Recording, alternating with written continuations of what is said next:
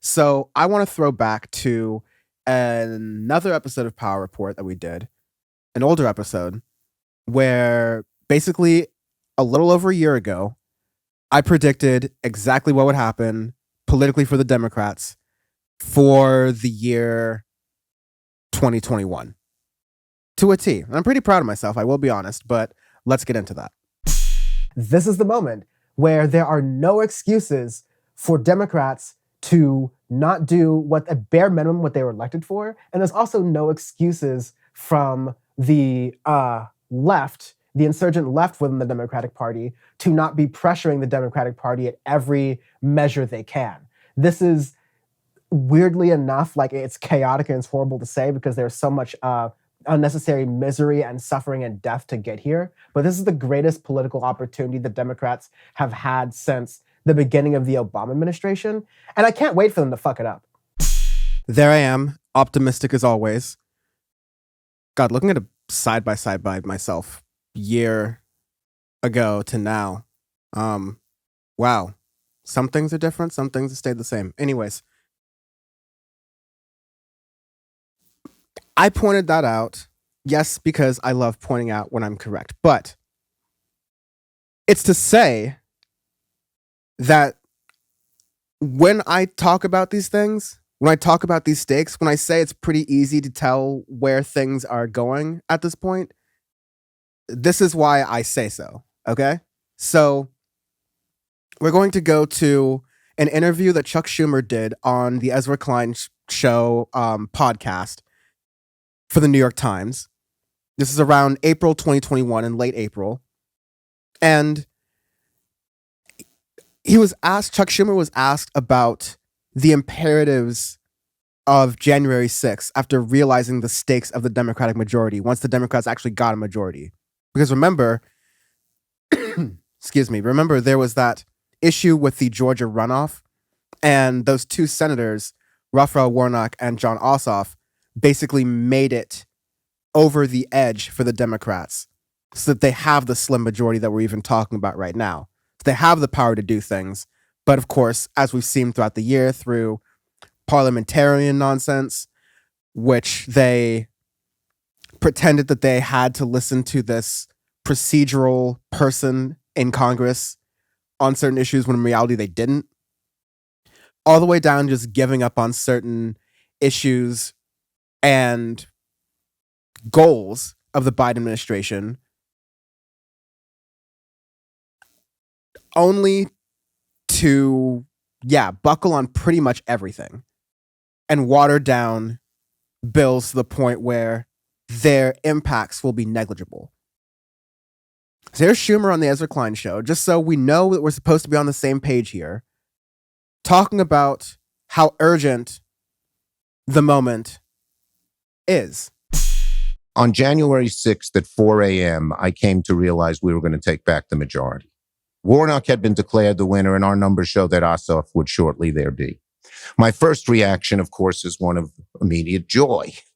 But the second emotion I had crept on me very quickly, and I had to find the right word for it. The word was awe, but not awe in the sense my daughters would use it. You know, gee, Dad, that movie was awesome. Awe in a sort of biblical sense. The angels, when they looked at the face of God, they trembled in awe. And it hit me hard how the deep responsibility is on the shoulders of our Democratic majority, however slim. And we had three imperatives. One was substantive, dealing with income, dealing with climate, dealing with college, dealing with jobs, dealing with the future, and make it okay. The second was a political imperative. So many people said, it doesn't make a damn bit of difference who I vote for. We had the opportunity to show people that when they voted for us, it would make a difference, that we would do the things we promised, most notably checks, vaccines in the arm, opening up schools, opening up businesses. But the third was almost moral. And I felt that if we didn't produce the kind of bold, progressive change that would turn that pessimism we talked about, that sourness in the land, back to some hope. No one expected us to snap our fingers and make it all better at once, but they expected a real path, that we could either re-elect Donald Trump in 2024 or someone worse, a dictator, somebody who would just manipulate people because they didn't have some hope for the future. So those were the three imperatives. And that's what motivates me. I feel we need big, bold change. And 10, 15 years ago, I didn't feel we needed that much change. The society was different, and the people I represented needed my job is to help them. They need more help now.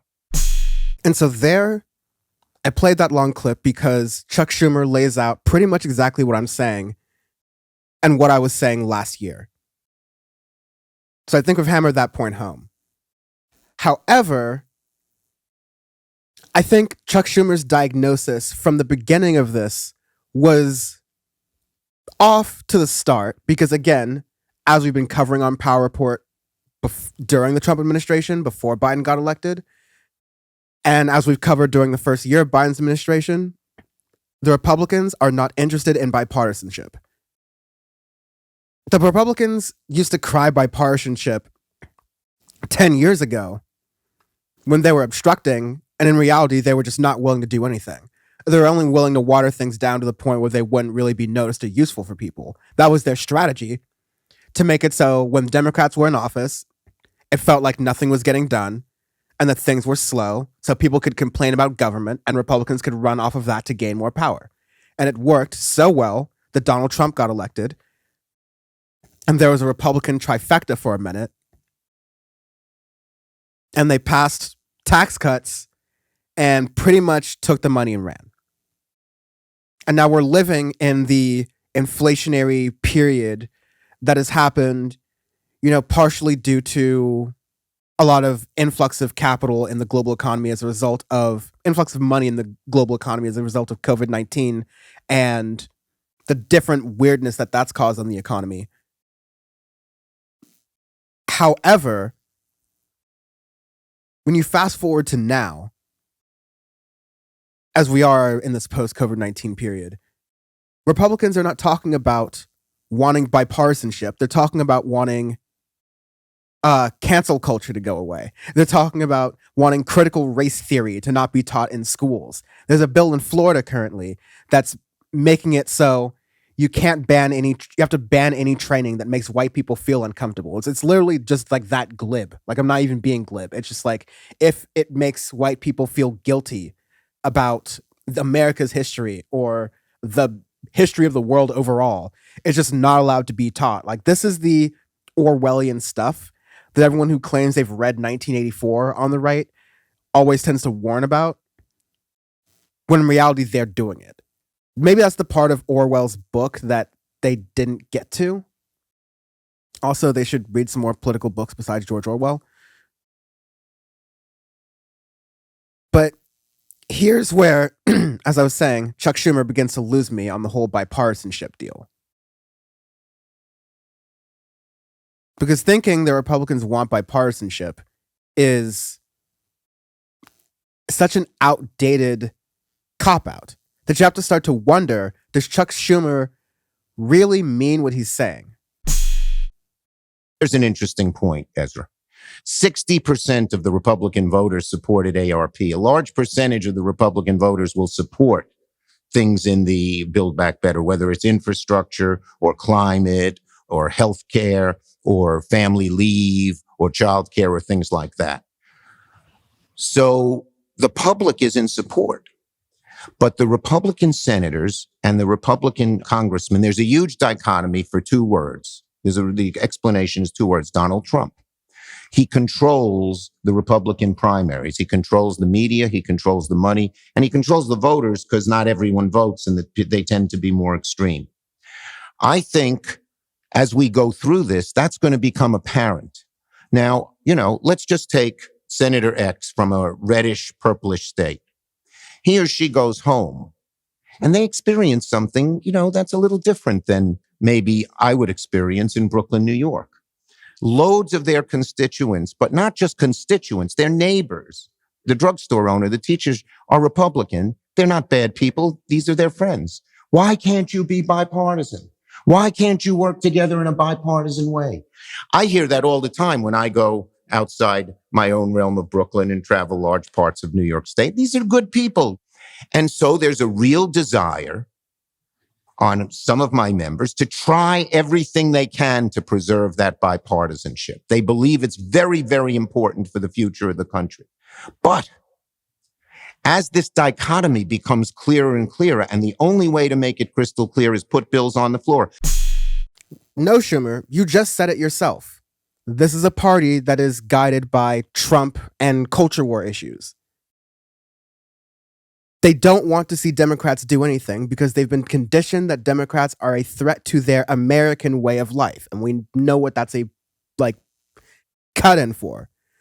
So why does Chuck Schumer refuse to live in this reality? And the next sentence say, oh, but you talk to regular people, they're totally fine. They just want bipartisanship. And that might be true. That may be true. Even though he's talking to a person who wrote a book about America becoming more polarized, that may be true. Even though in the previous sentence, in the previous paragraph of what he was saying that a lot of people, the people who vote, are the ones who are the most extreme now because fewer and fewer people are participating. We wonder why. If they see the government's not working for them, they may just kind of have a view of the whole process that's just like, oh, forget about the whole thing. Then, again, why does Chuck Schumer refuse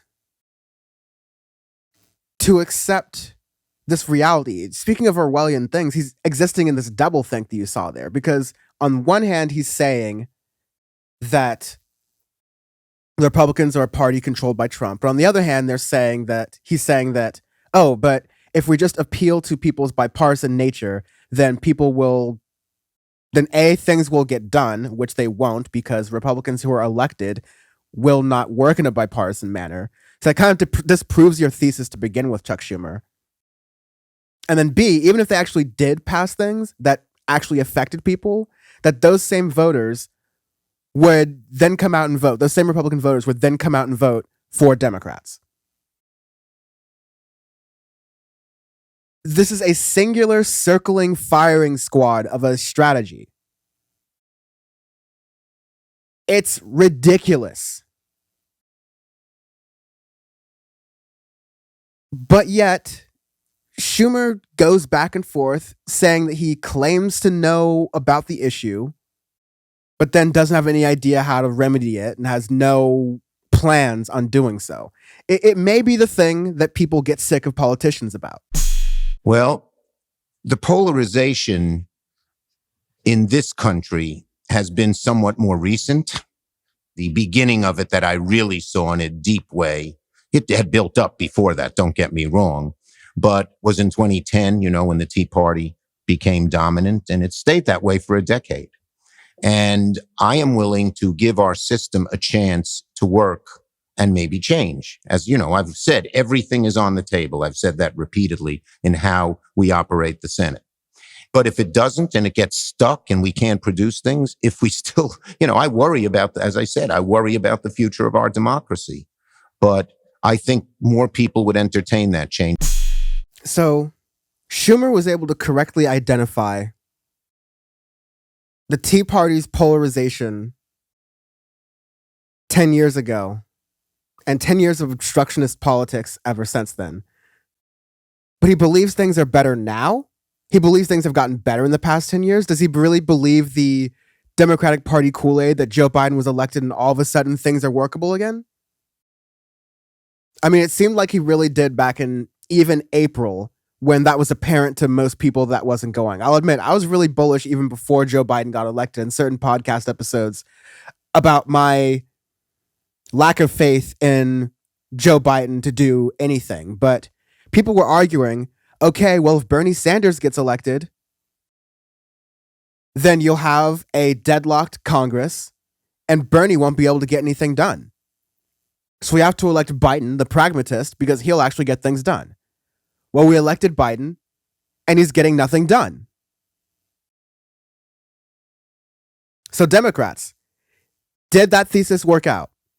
Because if Bernie Sanders were president, a lot of these strategies that would be really important for people, that would be tangibly felt for people, like universal health care, like student debt forgiveness, like climate justice, and that tied to a jobs plan to help people get good jobs that help the economy and help the environment and help America's transition to better, cleaner fuels. Bernie Sanders would have used the fact that he was popular on these things to activate the bully pulpit, the power that you have as a president to influence your party. The same thing Donald Trump was doing all the time for things that Democrats very much did not like. And a lot of Republicans did not like, but went along with anyway because they saw that he was Donald Trump was the Republicans' ticket to power. The difference here is that Joe Biden doesn't really want to do anything. And Chuck Schumer, who's in a position who supposedly cares about some of these progressive issues, will also not do anything. I just mentioned one of Bernie Sanders' priorities about student debt relief. Chuck Schumer is actually really progressive on this issue. He wants to cancel $50,000 of federal student debt for people who hold at least that much in student debt. Or like, any amount. So like under that amount, it's all forgiven. Above that amount, it's up to $50,000. So that would be a substantial boon to a lot of people. That would be money that people could stop paying down on debt and could start paying into the economy. It would be something people would immediately feel and could tie to the Democrats. And again, Chuck Schumer understands this, but it's very revealing how he's going about this, at least behind closed doors, at least what he's revealing on this podcast. And this will kind of explain to you right now why there's a continual kicking the can down the road today around student debt relief. So the debt, what do they tell you? Well, Elizabeth Warren, who's my great partner in this, we've met with them and we keep pounding them, and they haven't said no. Now, their first reason was it's not legally allowed.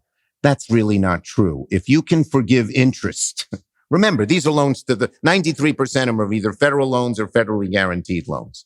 So if you can forgive interest, which we're doing now, and you could forgive loans to certain people doing public service, you can forgive it for anyone you want. It's the same legal basis, number one. Then number two, they said, well, it's not going to really work because when you forgive debt, it's taxed. So it's true. You have $20,000 in debt, that's forgiven, and you're in a 33% tax bracket. You're going to pay $6,333 in taxes. Okay? So we wrote in the law, I made sure with Elizabeth and Bob Menendez to put in this ARP bill that you can't be taxed on loans that are forgiven. And we're pushing them and we're asking people to write and to call. And we've said it. I love Joe Biden. I come from a similar background as his, a working class.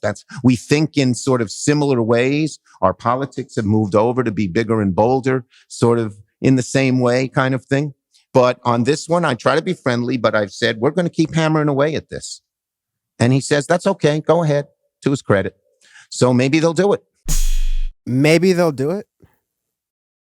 Again, there's this sort of, I don't know, I'll be polite about it nature that implies that Schumer could be putting more pressure on Joe Biden to do these things, but isn't because he's afraid of some sort of power game here. He's afraid of bucking the party line here.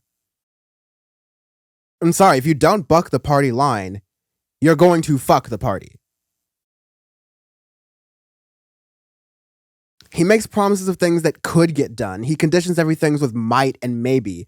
But if he doesn't think it'll happen, why mention it? I hope student debt relief happens. I'd really like to be wrong about this. I'd like for Chuck Schumer to prove me wrong about this. But for this to happen, Chuck Schumer, you're going to have to pressure Joe Biden. The same way Joe Biden pressured Obama to come forward on marriage equality. You can pressure powerful people, especially when you're in a powerful position. He's the Senate Majority Leader. And what might be the last time this decade, at least for most of this decade, that Democrats have control of the Senate. And he is losing this moment that could be a huge win for the Democratic Party. And by the way, just a good thing to do for people.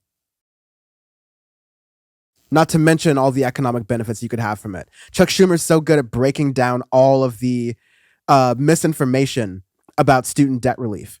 I made a video about student debt relief for Good Morning Bad News that people can check out. And a lot of those points that Schumer mentioned are points that I mentioned about the legal angle being wrong, about making sure that it couldn't be taxed. Like, those are all important things. But if you're not going to pressure Joe Biden using that same rhetoric, the same way Majority Leader Bernie Sanders might, then what's the point about being polite about it?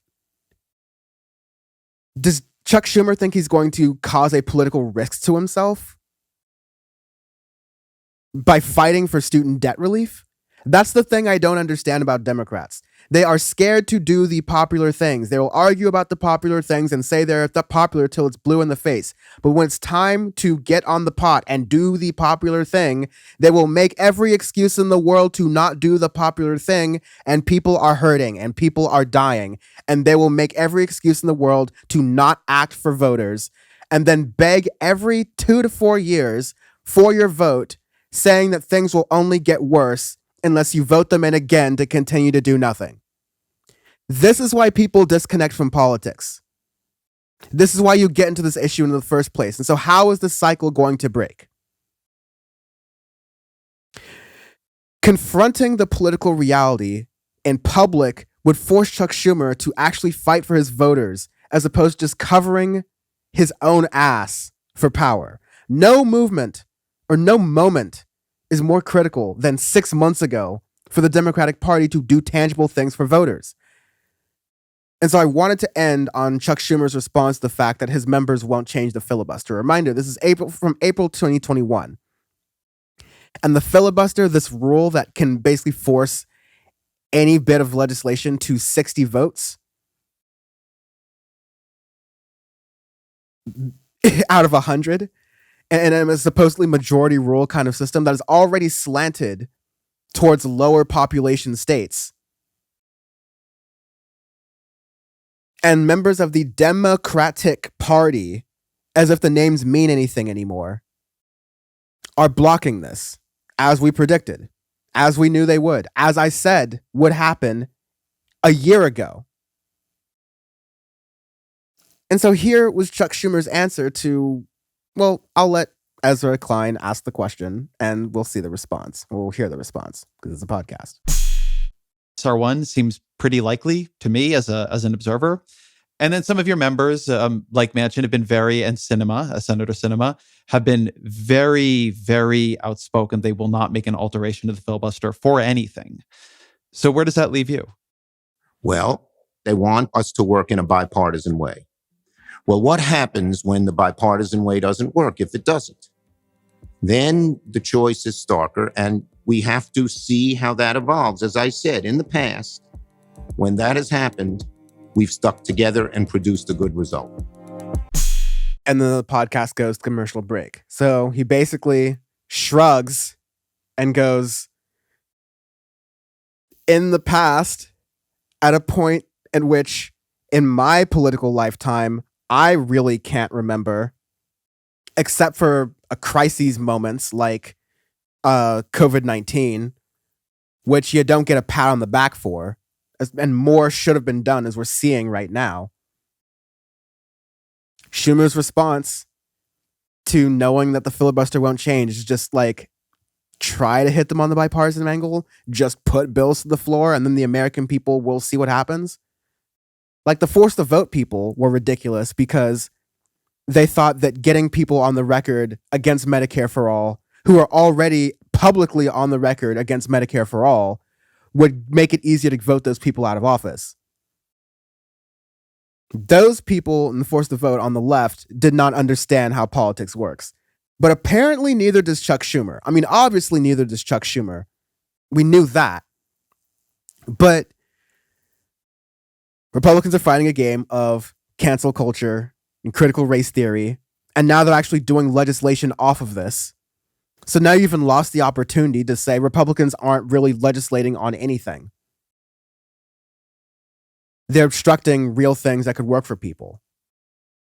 People are hurting while Schumer is speaking on things he doesn't even believe are true, most likely. We should be holding Schumer's feet to the fire, and not just me. We should be demanding that media outlets larger than me do the same thing. Like, do we even have accountability in journalism? What is the role of major news networks if they aren't challenging people in power? The hardest questions I've seen asked to the Biden administration on not acting on this thing, on these policy agenda items, or even the senators, came from Charlemagne the God talking to Kamala Harris. So if more people aren't challenging Democratic leadership on their excuses for why they can't get things done when they actually can, what is the point of the Democratic Party? What do they stand for if they will fight for literally nothing? What will they stand for if they will fight to lose on purpose?